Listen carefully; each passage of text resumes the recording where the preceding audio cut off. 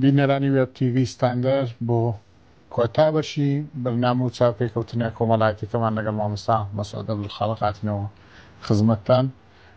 مامۆستا لەوە کۆتاییمان پێی ناچووی ناو پرۆسەی زەواجەوە دەستی نەگرتی باری قورس نەکردی زەواج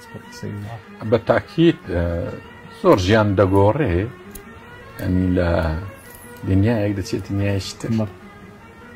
بەڵام ئەوەندە زۆریژن خەسن ئەگە هاری کار بن هەمویان منداڵ و ماڵ و ئەلحەمدولیلا شتا لەوە مەوای کرد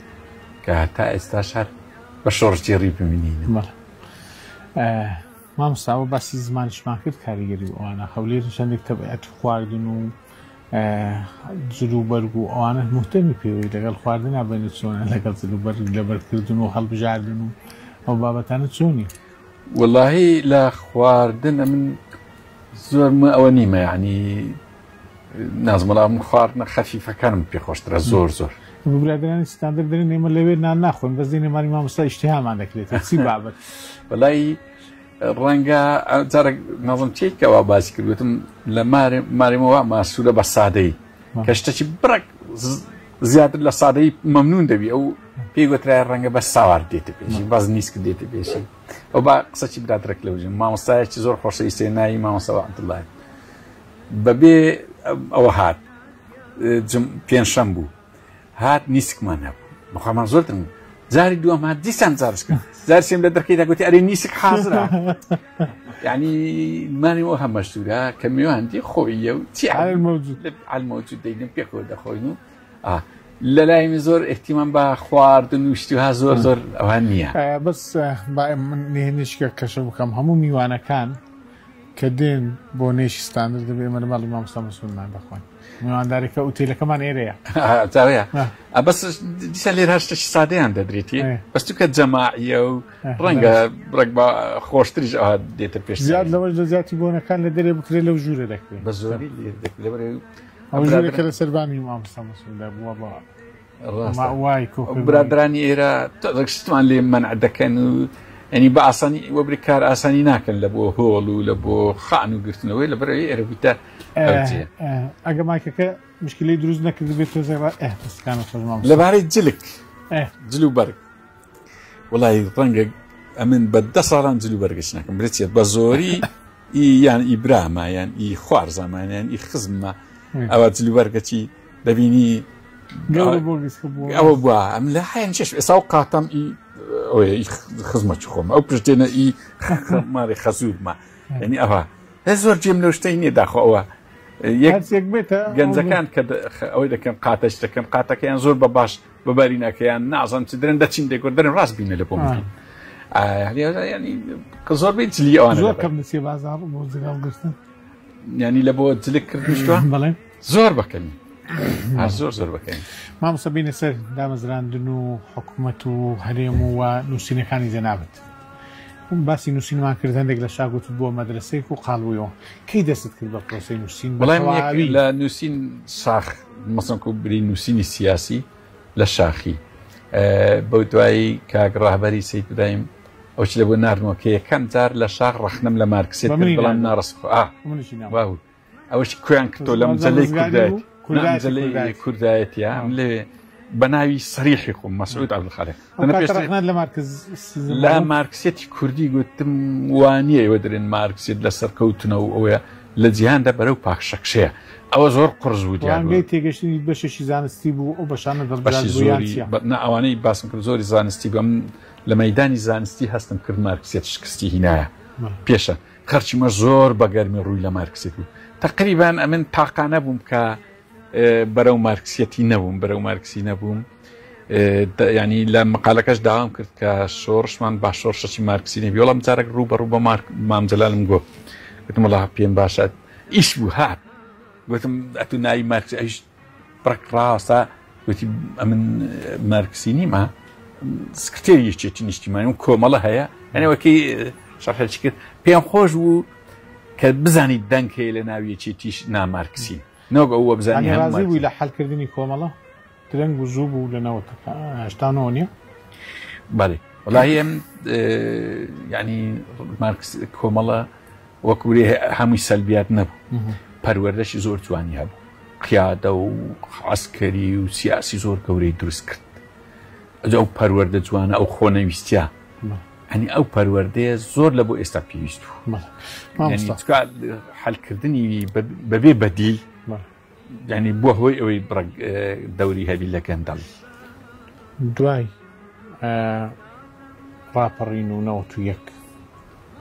دنیایکێ نەچوێ هیچ کایەکی حکومەتداری و دەسەڵاتداری و ئەوانەوە بۆ کارچ بوو تەرح نەکرا خۆت پێشەوەی بێمە سەر ئەوەی برێکی هیچ فترێک لە ژیانمدانچی ئەو فترەی بێ ئومێد نەبووم کە هاتینەوە بەس بە ناخۆشی ئەوە درابوو ئەنی عەفوە درابوو لێرە هاتینەوە دوای هەندێک پێنێت چوومە لای جەزیرە فەرعی کۆنترات ڕەنگە بیناسی کاک حەسۆی کانیبی کۆنتراتێکی ئەوەی گرتو پاوەرە گەورەکانی کارەوە فەرعی داوەمە بەڕاستی زۆر خۆش بوو لە هەولێرە ڕۆشتین چوین لە جەزیرە ساڵی چەند ساڵی 89 بێئومێدترین کات بوو لە لای من لە ڕووی سیاسی چکە حتا تەمەشان دەکرد ئومێدێک نەبوو حیزبی بە سەدام زۆر بەقووەت بوو هەمووش دۆستی بوون کورد بێ پشتیوان بوو زەنی کورد هەمووی لە 86 کیلۆمەتر تا 90 کیلۆمەتر کۆکرا بووە 90 کیلۆمەتر سارگۆشەی لە دەستما بوو لە هەموو کوردستان هەینی جامیای عەرەبی وڵاتانی خەلیج و تورکیا هەمووی لەگەر بوو ئەمریکا چاوپۆشی لێ دەکرد هەینی سۆڤێت هەینی یەکی سوفت هیچ ئەمە چەندی تەمەشان دەکرد ڕووناچێکم لە ئەوی پێ دەگوترێ ئەڵضەو فی نهایەت النەفەق نەبوو بەڵام لە کاتێک عێراق هەنگاوشی ناکوێتی کرد هەرچی دەرکەی لە دنیاە بۆ لە بکوت ئەنێ ئەو فترەیە پێدا ڕۆبی ئیتر ڕاپەڕینی بەسەرداهات و دەسەڵاتی کوردی دروست بووە من ئەو کاتی ڕووم زیاتر لە کاسبی و مەعرەز و سیارەکردن و فرۆشتن و ئەوانە کرد دوور کەوت لەگەڵ نووسینیش بەردەوام بوو لەگە خوێندنەوە نەنووسی لەگە خوێنەوە هەر بەردەوام بوو ئەمن کۆمەڵێک بەرهەمەت هەیە بەڵێ نووسراوی زۆر بنمونە یەکیان جوودی شکلی ئینسایکلۆپیدیا ئەوەی من بزانم لە ناوەندی ئەکادمی ئیشی جەماعی ئەتوە تەنیا منت بۆ ئیشەوە نایە وەڵڵا ڕاست دەکەی ئەوە یان کۆمەڵێک کتێبی کەش هەیە زۆرە بە ژمارە کاکی برایم مەگە دوایی ئەوەی سەرتەچی تەماشای کتێبەکان دەکەین بەڵام ئەوەی کەیەوە دەست پێ دەکا بە نووسینی ئەوە بەرهەمانە خۆی یەکەم کتێب مەدرسەکانی قوتابخانە فکریەکان و حیزبی کوردستانی منووسی دوایە بووە ناسنامەی حیزبە کوردستانیەکان مەرحەلەی دووەم یەکەم کتێب ئەو منووسی ئەو کاتە خوێنەری باڵای کەش تەوا کورد وابزانم بەڵێ دوای ماستەر بەڵێ ساڵی چەند ساڵی 2007 بوو لە دوای ئەوەش دەست کرد دەنووسی زیاترە و نووسینانی کە بووە کتێب 3 ساڵ پێشی هینی قوتابخانە فکریەکانم مامسە بە مسۆدە دەنووسیان ڕاست تایب دەکەی نا بە مسودە تاریخی نووسین بە مسودێ لەگەر لەسەر مەسەلەی ئاین و ئاینەکان زۆر خۆڵ دەبێەوە ئەوە دەکەی من پێم وایە خۆشە لەگەر ئاینیەکان و ئەوانە چییە هەر لە هەموو نووسینێک ئەم سێ مووقفم پێ مهمە مووقفێکی فەلسەفی مووقفێکی زانستی مووقفێکی ئاینی بەڕێیم لەگەوسی تێدا نەبی هەرسێک متەکامیل نابی دەبی ڕێی هەرسێکان لە هەموو مەوزوعاتی دەبی ڕێی ئەوسەیە تێدەچکە ئەو سێ قسەیان لەس هەموو شتێک هەر مەوزوعاتی یعنی مەوزوعی سیاسی فەلسەفە قسەی خۆی هەیە زانستیش قسەی خۆی هەیە ئاینش قسەی خۆی بەچی هەیە حتا ئاین بەخۆی قسەی خۆی هەیە لەسەر خۆی فەلسەفەش قسەی لەسەر ئاین هەیە زانستیش قسەی لەسەر ئاین بۆ نمونە زانست ئاینی زانست فەلسەفە قسەی لەسەر زانست هەیە ئاینیش قسەی هەیە بەخۆشی قسەی لەسەر خۆی کاتە نییە هیچ مەوزوعەکمان نییە بێ ئەو سێ مووقفە بینەوە تەواوکردنی بەرهەمەکان لە دوایی چۆن تەواوکردنی بەرهەمەکانی کەی بەدوو داهات وڵای هەمووی مناسەبات بووە بۆ نمونە مەوسوعەی جوودی ئەمن هەستم کرد لە کوردستان مەفاهیم ینی تاچی کورد بە دوای مەفاهیمی عەرەبی و فارسی ئەوەیە بناغەک نییە هەندێک ئینسیکلۆپیدیام دیتم تەرجومە بوو گوتمان نە دەبی ڕوانگەیەکی دروستکەین گزارش لە ناخی تاچی کوردی بکە خۆی پێ ببەستەوە لەسا ئەو ئەساسەی ئەمن دەستم لە بۆی زۆر پێویستی زۆر پێویستە ئەویشە بە خۆت باس کرد موسسەی گەورە ئەسڵەن حەقوایە وەزارەتی ڕەوشنبیری یان وەزارەتی خوێندنی باڵا یان حتا وەزارەتی ئەوقاف زۆر وەزارەت هەیە پەیوەندیدارە بەو ئینسیکلۆپیدیای حەقویە ئەوان ئیشی لەسەر بکەن ئیشی هەیە 100 کەس ئیشی لەسەر بکە نەک یەک کەس ئەم بە تاقیتەناکردم زۆر ناخۆشە قۆرسە بەڵام وەک برێ بناغەکماندانە لە ئیشی تەواوکاری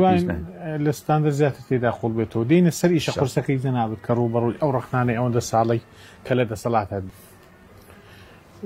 پرسیارێکم کرد گوتم بۆ هیچی دووەرنەگردیان تەرانەکرا گوتی لە دنیای کەسابەت زیاتر ئەو قوڵ بوویەوە بەڵام لەو دنیای کەسابەتەوە چی وای لێ کردی دەستگای ستاندەر بابزانانی مامۆستا چییە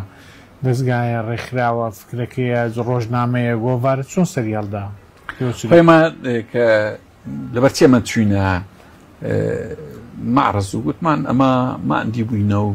بای خۆمان شۆڕشمان کردیە ئەجا نۆرەی ئەوەیە ئەوان حکومەکی جوانی کوردستانی بکەن لە سەرەتادا لە ڕۆژی یەکەم ڕاستی کە ڕاپەڕین کرا میلەت بە جوانی کردی بەرپرسان بە جوانی نیان کرد زۆر ناخۆش بوو کە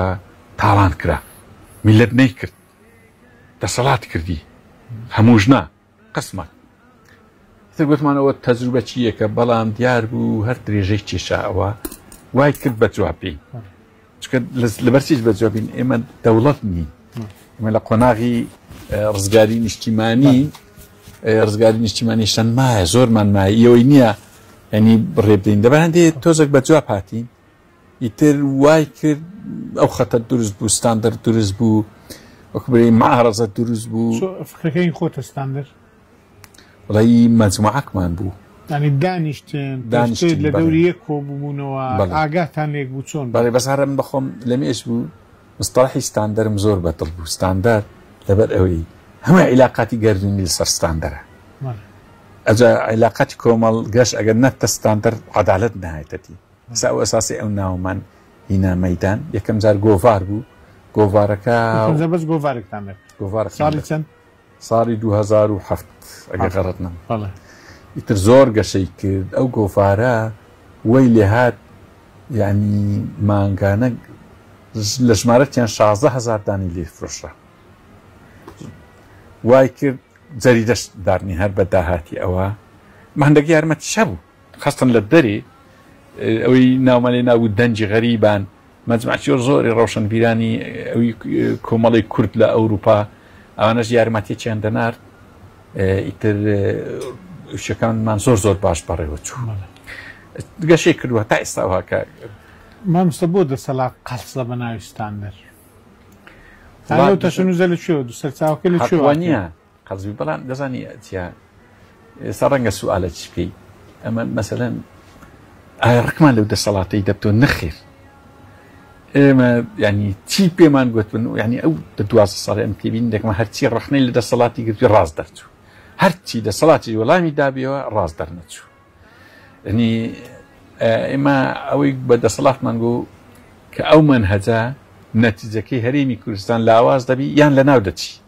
بالفعل ئێستا تقریبا لە ناو چووە قسەکە خۆشیش نییە بەس ئێستا وەرە تەماشاکە سیادەی هەرێم دونێ وەزیری تورکیا وەزیری دیفاعی تورکیا دێ قاعدەی نوێ دەکاتەوە هەرێمی کوردستان ناتوانانی برێن نەشکەی بەبێەوەی لە دەرگەدا بەبێەوەی لە دەرکەتدا بوویتە ماڕی خۆی تاوان وازحی جارە نیازەکانی زۆر خراپە 2023 بەرنامەی زۆر قورسی وڵای لە پێشاتەکان دەمەوێت باسی نەوتیشم بۆ بکەیت تەزیل کرێت تەزیل ئەتومە عارز بوو لە دەرکردنی ناو هەرێمی کوردستان ئەو قسە لەبیر خەرچی ماوە چاکە کە ڕۆژی یەکەم نەوت دەرچوو کە کراوەکان ئەم شەوەکەی داوت کرابووم لەکەی ئێنێ بەڵام خەڵک زۆر خۆشی بوو چکو وترا نەوتی بووینە دەوڵەت بووینە دەوڵەت و نەقش لەسەر نەخشەی و هەر زۆر گوترا هەرچی گوترا ڕاست دەرنەچوو بەڵام من بیرم لەوەی دەکردەوە ئەمە 1770مان لە بەغدا لە بۆتی ئەمریکا بەخۆی کەفیلە خەڵک قەترە ئاوەکی بنعەردی خۆی دەپارێزی ئەتوو نەفتەی خۆی لەبەرچی پارێزی چەندی لێکم دەداوە دەرنەدەچوو لە بە هەندێک معارزم گوتم کاکە غەڵەتە ئەو نەفتەی سبەینێ کە سەرکردە کوردەکان لە بۆ نوێژی هەستان بچن بکردنەوە ئەجا و کەلیمە هەروە لە بۆم هات بەڵام لە جێی خەرچی زۆر ماوە دەرچوو ئێستا نەفتە وڵاتی وێران کردی ئێستا هەموو باج و خەراجەی لەسا تاچی کوردی لە تاریخ داشتی وهای بەسەردان هاتی ئێستا بڕۆ ئەو لەو ڕێزەی ماڕیمە هەموو هوتێلەکان قەپاتە لە ترسی باج و خەراج وڵات وێران بووە من ناتالیا ئەلێرە دانیش بوو ئێستا ڕاوێژکاری یەکەمی وەزارەتی خارجی ئەمریکا وتی ئەمریکا بەمەی گوتی هەرن لای جەنابی کاک ماسوود پێی برن ئیشی نەفت نەکە نەفت لە مستەوای هەرێمی کوردستانە پێی ئیدارە ناکرێ ئێوە ١٧٠تان لە بەغدایە هەیە کوردستان زۆر پێگەشایتەوە با شتێکی بەسەر نێ ئەمە کەفیلی هەتا ئەمریکا ماوی ئەو ١٧٠ سەرکردایەتی کورد ئەو ڕێی هەر نەبژار لەبە قازانجەکی کەمی خۆی ڕاستەکەی یعنی ئەو هەموو سەروەت و سامانە بە هەدەر دەڕوا و کوردستانیش برسیە وە لەسەر باج و خەراز ڕاوەستای مامۆستا بچی ئەوە توڕق لە دەسەڵات نەبوو پاسمان کردوانە کۆمەڵی خەڵکی لە دەوری ستاندەر و ئێستا ستاندەر موسسەیەکی گەورەیە لە توێژی نەوەوانە دڵت بە چی ستاندەر خۆشە دڵم بەوەی ستاندەر خۆشە کە تا ئێستا یەک کەسی لێ دەرنەچێت جاسوس بی اختراق بکرێ ئینشقاق بکە خۆویست بی لە بۆ پارە و پول چوبیتە سەر کەناڵەکی تر خەڵکەشی زۆری لێ تەخەڕوج کردی چکن لە ناوستاندەر هەموو لایەنەکانی تێدایە ینی یەکێکی تێدایە گۆڕانی تێدایە کۆمەڵی تێدایە ملحیدی تێدایە هەموو شتێکی تێدایە هەمسە لە دوای هەموو خەبات و ماندووبوونە بە چی دەسەڵات برینداریان کردو زۆر پێی بێتاقەت بوو وڵا بەس بە دیعایی درۆ مەسن بەناهی من بەناهی من مەسن شتێک دەنووسرێ على ئەساس بۆ نمونە نامەچێن نووسیب لە بۆ قاسمی سلێمانی خۆم زۆرم پێ خۆشە برادری بم لەو مستەوای بم ڕئیس جەمهوریەکان بێ وڵات و خوشکەکەت مردی ئەمە پێ کۆچەند پێکوبین یان لە بۆ ئاەتوڵا قودرەتیە چیان نووس بەخۆی نازم ئاەتوڵا قودرەتی چییە نووسیبیان ئەتو ئەگەمانجی دوو دەفتەرم لە بۆ بنێری ئەم کوردستان دەکەمە بەشێک ئەخر چۆن ئەم نەوەم پێ دەکری دەرێ حوارە بخوا ئەوەن دەزەڵدیان لێ بدرێت چیە بۆ دوای دەسەڵات بۆ دوای هەندێک خەڵکی تریش لە ئاخری هەموو بوختانەکان دەرێ بوختانچی ئەوەن دەزەردەی زانی بوختان ئەخر زۆر ناخۆشەتر یعنی ئاخر بوختان سەرۆکی حیزبەکی بچووکی ئەو بەشداری کرد لەگە دەسەڵات على ئەساس ئەمە واخەریچین لیستەکی لەگە کازمی لیستێک لەگەر سەرۆک کۆمان لیستێک لەگەر حیزبەکانی تر و هاوپەیمانی هیوا ئەوانە هەموو دەکەینە هاوپەیمانی و دەیانبەی ناویش یان شتواکەی نەیە ئەمە ڕەئیمان وابوو لیستێک دروست بکرێ بالفعل ببتە سێ لیست لیستەکی برایەنی زەرد یەکی سەوز ئەو لیستەش ئی معارەزە بەڵام ئەوەی معارەزە تەنسیق بکە هەتا گۆڕانکاری بی دەگوتری بێدەت القەپان ئەنی ئەومان ڕەئیمان هەبوو بەڵام ئێستاش خراپ نییە قسمەک هاوپەیمانیان لەگە یەکێکی کردیا ڕەنگە هەندێکیش لە ژێرەوە هاوپەیمان لەگە پارتیم کرد بووە دوو لیست هەر باشە ئێستا دوو هێزە پێکەوە نەبن گرنگەوەیە دەزانی چیا خۆی تعاون على البر والتقوى هەیە و تعاون على الإثم والعدوان هەیە تعاونی ئەو دوو حیزبەی هەستن دەکرد بر والتقوى نیە با ناوی ئەوی کنی لەبەرێک کە پاڵپشتی یەکیان دەکرد هەموو ئیشەکانی کەمان بەتاتە بووە لێک دوور بن باشترا هەگە لەسەر ئەساسی بر و تەقوایان لەسەر ئەساسی نیشتیمانی بێ ئەم 100 جار پێشوازی لێ دەکرد بەس لەسەر ئەساسی گەندەڵی یەکیان دەگرت قسمێک لە یەکێتی قسمەکی لە پارتی بانەریم هەم بەڵام ئێستا زۆر باشە یعنی لە چاو ئەوەی ئەمە ویستمان وانە بوو بەس ئێستا گۆڕانە کۆمەڵە یەکگرتووە لایەنەکانی کرد لەگەر یەکێتی نیشتیمانی هاوپەیمانێکیان کردیا خراپ نییە پارتی دیموکراتی دۆخی لەکە ئەوەی تر کردیتی بڕیار بکەم بینەوە سەر سیاست بەڵام باز لەوە دەکەن مامۆستا مەسعود ئەو ڕەخنەگەرە گەورەی چۆن لە هەولێر ئیدارە دەکات باز لەوە دەکەن وەزعی مامۆستا سەروەت و سامانێکی وای هەبێت و ئاخیرانە بە دەرکەوت ئەم دەمەوێت سەرچاوی ژیان و ئەو کە بزانین معیشەتەکەی مامۆستا چی جارێ لەسەر زۆر ناویان لە منایە ناوی ئێرانی ناوش زار کردیان گوت لە ڕێی ئیخوان پەیوەندی بە تورکیایان کردیا دەوڵەتی ئەزنەبی عێراق ئەوجا گۆڕان وەلو شانازی ئەم لەگە گۆڕان کۆمەڵ دکتۆر بەرهەم مامۆستا عەلی کاک عومەری سەید عەلی کاک نووشە زۆر جێی شانازی ئەوە هیچ ئەوەم نییە بچێتە هەڵا ئەوە عیبی تێدا نییە ئەوە ئەگە پەیوەندیمان ئەم ئەسڵن پێم خۆش پەیوەندیمان زۆر زیاد خۆش بەڵام تەحەدای هەمویان دەکەم هەمویان یەک مستەمسە چەند هەتا دنیامایە پێ نامێنێتەوە نە لەگە تورکیا نە لەگە ئێران نە لەگە عێراق نە لەگە دەوڵەتەکی ئەزنەمی ئەمە شتیوامانە لەبەرەوەی هۆکایش سادە چکۆمە هینیتوان هیچوان نییە بەڵام ئەوان دڵنیام زۆریان شتەیە ئەو یەک دنیاشتی لەسەر دەسەڵاتی هەولێری بڵاوکرۆ کە لەگە ئێران هەیتیان لەگە تورکیا هەیتیان ڕەنگە حیزبەکانی تریشیان بی لەگە عێراقین لەگە مەلەفدارەکانی عێراق و زۆر عیبیشە لە بۆ دەسەڵاتی کوردی کە 300 کادیرەکانی کوردستانی ڕۆژهەڵات لێرە تیرۆر کراینەوە هەتا ئێستا کەس نەگیرایە و زۆر عیبە لە بۆ ئێمە بە گشتی هەمومان سیخوڕی لە بۆ تورکیا بکەین ئەمە ناڕێم برادرانی کوردستانی سەر و کەم کوڕیەکی زۆریان هەیە لەبارەی کوردستان کەوانش بەبێ لە دەرکەدان دێنە زۆری دەرێن ئەمە دەرکەمان دەبی ئەوانش لە دەرکیدان هەرێمێکە ئەوانە هەیە بەڵام قەت ناچمە من سیخوڕیان لەسەر بکەم چۆن دەزویستی ئینسان سیخوڕ کەسەیە داهاتوو هاوکاری زەنابەت بکایز لە الحەمدوللا ما کات خۆی کاسبێکی باشمان کرد ئەو خانیە بەخۆی بەم شان و ملی خۆ بکردیتم هەممان کردیە هیچ پێویستمان هەم یەک تەقاعودیم هەیە ئەمە ئەوەندە ساڵە لەناو شۆڕش بوویمە ئێستا کە لە لای سەرکردەکانی قەدیمی شۆڕش کە دەرێم تەقاعود یەکەم نائیب زابطە تێر پێ دەکەن بم ئەم جارچی ڕاستی ئەندامەکی مەکتەبی سیاسی لێرە باسی کردوتیەوە لۆمە جوان نیات و بە نائیب زابطە گوتم ناوڵە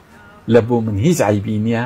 ئێوە غەڵەتتان لە من نییە من تەواوە بەس ئەوانەی کردیتانە جەنەڕال و لیوا و لە سەریم کە هیچیان نەکرێت ئەمان بین نەخوارد بین نەخوارەمەین این نستایەکەی من تەواوە من ڕۆخی بەس ئەوەندەم تەقاعودیم هەیە سیاسێکی زۆر دێتێرە علاقاتی شخصیان بۆ ڕێنمایی یان تو لە چێلایەنەوە وڵای ئەمە زۆر خۆش ئەو هاتوچێمان لەگەر هەمووان نەرێم زۆر زۆر شانازی بۆی دەکەم کە پەیوەنی بەس ئەم لەگەی خشت لەگە زاڵم ئیشاڵڵە قەت تازە باسی ڕێک لێ بوونەوە ڕاستی ئەم زۆر ڕقم لە زاڵمە لە هیچ حیزبەکی نییە لە هیچ میلەتەکی نییە هەموو میلەتێک براین ئەم ئینسانیەت پێم وایە هەموو برایەکی بەڵام لەگە زاڵم وعدم بەو خوای گەورەدایە قەت لە تەنیشتی نەبم یارمەتی نەبم ئیلا دەبی لە بەرامبەر زاڵم بم ئەوەیە خەڵک سیاسی دەم سیاسی نیمە لە هیچ حیزبەکی نیمە ئەم بەرامبەر ئەنی دژایەتی زوڵم دەکەم دژایەتی زوڵم وا بزانم سیاسی نییە پێویستە هەموو کەسێکی دیندار هەموو کەسێکی ئەهلی مەبادی هەموو کەسێک کە وەکو بێ فکرەیەکی هەیە ئینسانە دەبی دژایەتی زوڵم ئایندە و ڕێچکەی ئەو هەرێمە با تۆماریکین چۆنی دەبینی بەرەو ڕێچکەی هەرێمی ئەگە ئەو دەسەڵاتە بەو منهەجەی ببینێتەوە کەواش دەبینێتەوە چۆن پێشتر گوتمان کەرکوب لە دەست دەڕوا پێگەی هەرێم وا لاوازەبی وارە هەمووی هاتەدی ئەو هادێتە دی هەرێمی کوردستان نامینێ لەبەر ئەوەی ئینشاءڵڵا هەمومان وە خۆشیان فکرێک لەوەی دەکەنەوە کە 30 ساڵە ئەو کوردستانە وێران دەکەن کاتی ئەوی هاتیە وەکو لە ڕاهی خوای وەکو ئینسانیەت بەجێی بێرن بیدەنە دەستەکی ئەمین و شارەزا بە ماوەچکان کوردستان پێگەکەی بەقووەت دەبتەوە کەرکوب دەگەڕێتەوە ئێمە دەتوانین موچەی سێچار میلەتی تریش بدەین نەک موچەی خۆمان لەبەرەوەی داهات ئەوەندە زۆرە و دەرفەتی ئیقلیمی عێراقی جیهانی زۆر لەبارە لە بۆ ئەوی کوردستان بنیان دەکرێت بەڵام بەوانە ناکرێت بە ئەهلی فەساد إن الله لا يصلح عمل المفسدين خوای گەورەش لیان بێ ئومێدە ئەمەش لیان بێ ئومێدین و هیچ چاکسازێک ناکری لەسەر دەستی ئەوان مامۆستا سوپاس بۆ دڵفەتە بۆ ڕەمەزانە ماندوومان کردی هیوامان وایە بینەران بیسەران سوود لەو ئەزموونانی جەنابتان وەرگرن تا کەسایەتیشکە تا دەرخستنی ژیانی کۆمەڵایەتی کەسێکی تری کۆمەلگا بەخواتان دەسپێرین خواتان لەگەڵ زۆر سپاس بۆ مولای